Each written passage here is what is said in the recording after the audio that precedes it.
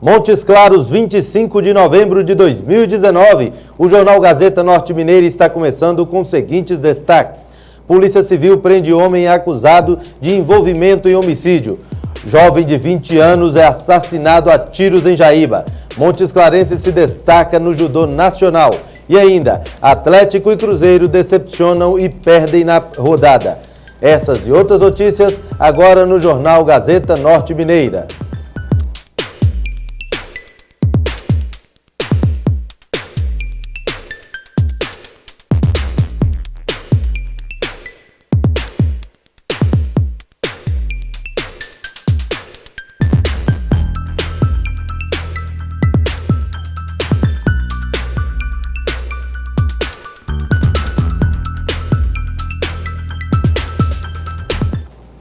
Boa tarde. A Polícia Civil prendeu 3 homens acusados de envolvimento no homicídio da jovem Daniele Pereira Leite Sampaio, de 32 anos, ocorrido no dia 21 de fevereiro deste ano. O delegado Bruno Rezende dá todos os detalhes do caso e das prisões. O fato ocorreu em fevereiro, então a Polícia Civil trabalhou com as investigações durante aproximadamente 8 meses. Houve interceptação telefônica, afastamento de sigilo bancário, toda a estrutura da Delegacia de Homicídios voltada para a apuração dos fatos, já que o autor, conduzido no dia dos fatos, foi considerado mandante do crime, e esse tempo foi crucial para que se identificasse os executores e culminasse na prisão dos 3 envolvidos na semana passada. A prisão dos 3 foi realizada tanto pela Polícia Civil quanto pela Polícia Militar. Os 3 autores tiveram prisão preventiva, prisão temporária decretada. Há informações de participação dos 3 em relação aos fatos, que restou comprovado nos autos, inclusive por testemunhas e por uma análise de vínculo efetivamente levada a cabo pela Polícia Civil, que mostra a atipicidade do contato entre eles e a articulação no crime e na execução do feminicídio. Por que ele foi liberado no dia do crime?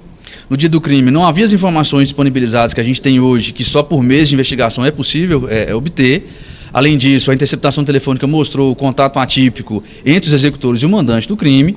Foi feito um exame residográfico também no dia dos fatos em relação ao autor e foi dado negativo, além de um álibi que ele apresentou no dia de que estaria em casa no momento dos fatos. Então, portanto, para nós é caracterizada a participação dele como mandante do crime e os demais envolvidos como executores. As informações dão conta de que a vítima estaria grávida do mandante desse crime e já seria a segunda gravidez em relação ao relacionamento extraconjugal que os 2 mantinham. Houve um aborto da primeira vez por obrigação desse autor e a vítima se recusou a praticar um segundo aborto, tendo narrado, inclusive por mensagens, que nem morta praticaria esse aborto. Então disse que o autor poderia matá-la, que ela não praticaria isso porque queria de fato ter o filho. O autor, transtornado com essa situação, providencia essa execução. Há informações de que na primeira gravidez, caso ela se recusasse, esses mesmos suspeitos, ou pelo menos um deles, providenciaria a morte dessa vítima, o que de fato, infelizmente, ocorreu com esse segundo momento. A vítima foi campanada na porta da sua residência quando saiu para o trabalho às 5 horas da manhã para ir para uma padaria. Os autores providenciaram sua execução com disparo de arma de fogo. Não houve identificação por câmeras nem no local dos fatos, nem na rota de fuga dos suspeitos. A partir das investigações, então, foi mostrada a atipicidade do contato do Odair César, do mandante, com um dos suspeitos executores, mostrando que houve, de fato, uma articulação. Inclusive, no dia da prisão dos suspeitos, um dos suspeitos estaria no salão do autor e teria evadido momentos antes da chegada da Polícia Militar. Os elementos cruciais foram a interceptação telefônica levada a cabo, a análise de vínculo entre suspeitos, mostrando a atipicidade da ação, a vinculação que eles têm, mesmo antes do ocorrido no crime, a circunstância de envolvimento dos 2 executores com o tráfico de drogas e com a criminalidade violenta e várias mensagens de depoimentos testemunhais que indicam a plena motivação do mandante em relação aos fatos e o seu ódio, o seu temor de que a vítima levasse a gravidez a cabo e que isso implicasse algum prejuízo na sua vida financeira ou familiar. Além das mensagens no inquérito policial indicativas de que a vítima temia por alguma situação em relação ao autor, ela teria confidenciado a um amigo que tomasse conta da sua filha, caso viesse a ocorrer alguma coisa com ela, narrando efetivamente que tinha medo de que, de fato, o autor, Odair César, fizesse alguma coisa em relação a ela. A proximidade entre os autores é colocada, de fato, dentro do inquérito. Afastamento de sigilo bancário não demonstra a transação financeira entre suspeitos. Se houve essa perspectiva, esse acordo, foi um acordo feito pessoalmente. O mandante tem um contato feito numa visita na cadeia em relação a um dos executores, mostrando a proximidade com esses profissionais do crime envolvidos com o tráfico de drogas. E resta para a gente colocar que pelo menos um dos presos, ao ser conduzido à Delegacia de Homicídios para a lavratura do mandado de prisão, interpelou a Polícia Civil de que por que o Odair César não estaria preso também naquele momento, naquela circunstância. Ao ser colocado para ele que ele teria sido preso, ele não demonstrou nenhuma surpresa.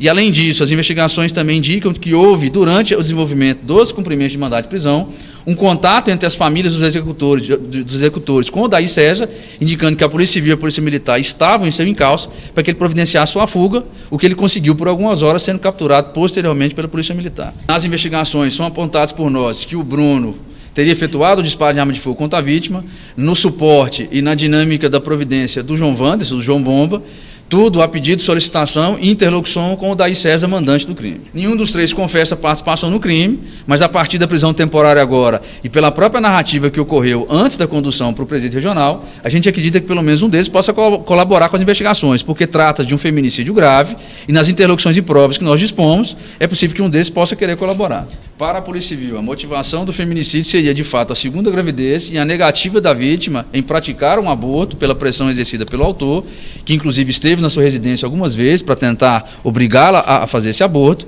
e ela já estava convicta, até pelo arrependimento que foi narrado no inquérito em relação ao primeiro aborto praticado, que queria esse filho, que manteria a gravidez, e o autor providencia, então, a execução, providencia a ação criminosa ante essa negativa. Não há para nós outro fato que pudesse levar a esse crime. Ela estava grávida de aproximadamente 4 meses, já teria feito exames, inclusive tem exames e documentos no inquérito que comprovam a primeira gravidez e o aborto. A primeira gravidez foi de aproximadamente 3 meses que teria sido praticado o aborto, diga-se, ilegal, com aquisição de remédios em circunstâncias que violam a lei, mas isso que agora não vem ao caso. A circunstância é do crime, do feminicídio praticado, e a responsabilização dos autores, que a gente espera levar à justiça o quanto antes. Então, o autor pretendeu o assassinato da vítima na circunstância de que o prejuízo com essa gravidez seria familiar, financeiro, do relacionamento dele. Essas circunstâncias ele não esclarece para a gente efetivamente, mas o que a gente tem de fato é que, ao saber da gravidez e ante a insistência da vítima na negativa, ele pretendeu e encomendou seu assassinato.